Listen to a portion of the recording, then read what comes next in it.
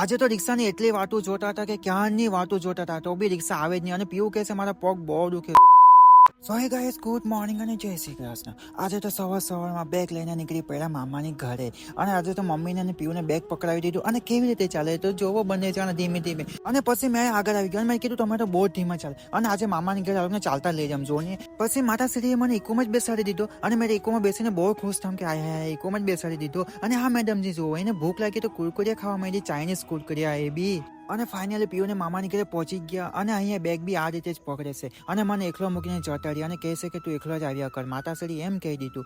પછી તો આવતાની સાથે જ બધા ભેગા થઈ ગયા અને કહે છે કે આવો આવો તમે બધા આવો.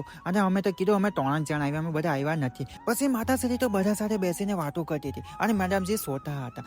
અને મેં તો અહીંયા સોતો વિચારતો હતો કે આ બધા આવી વાતો કરે છે. અને મેં તો સાંભળ્યા રાખતો હતો. અને પછી તો પીયુ આજે પાછું મને પર્સ પકડાવી દીધું અને કહે છે કે તમે પર્સ પકડો, મારે બેગ પકડવું છું એટલે. અને પછી તો મેં રિક્ષાની વાતો જોતો હતો અને કેટલી વાતો જોઈ. અને પીયુ કહે છે કે મારા પગ બહુ દુખે, જલ્દી કરો રિક્ષાને બોલાવો. અને મેં કીધું કે રિક્ષા કઈ એમને આવી જાય. અને પછી તો તરત રિક્ષા આવી ગઈ. અને આજે તો અમે રિક્ષામાં બેસી ગયા અને અમે પહેલા જવાના છે આપણા મામાની ઘરે. પહેલા પીયુની મામાની ઘરે હતા, હવે આપણી મામાની ઘરે. અને રિક્ષા મળી ગઈ તો બહુ ખુશ થઈ ગયો. અને આ છે આપણું ચીખલી. અને ચીખલીમાં કોણ કોણ રહે વિડીયોને જરૂર શેર કરજો. અને રિક્ષામાંથી ઉતરીને પીયુ કહે છે મારે વડાપાવ ખાવા છે. મેં કીધું ચાલ તો આપણે વડાપાવ લેવા જઈએ.